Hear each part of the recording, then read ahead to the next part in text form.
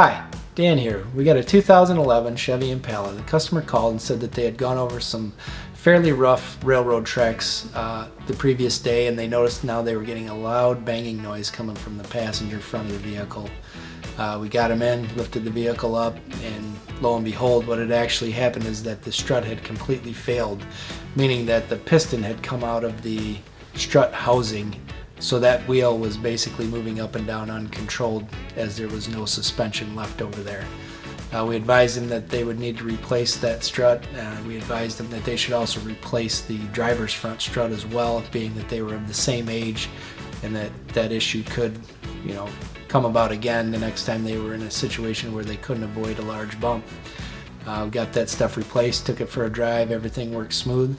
So if you're hearing some rattling or banging, or you hit a big hole and now you've got some unusual noises, please feel free to give us a call. We look forward to looking at that for you and giving you a free estimate. My name is Dan. I look forward to seeing you at the shop. And please share this video so other people out there like you can get this information.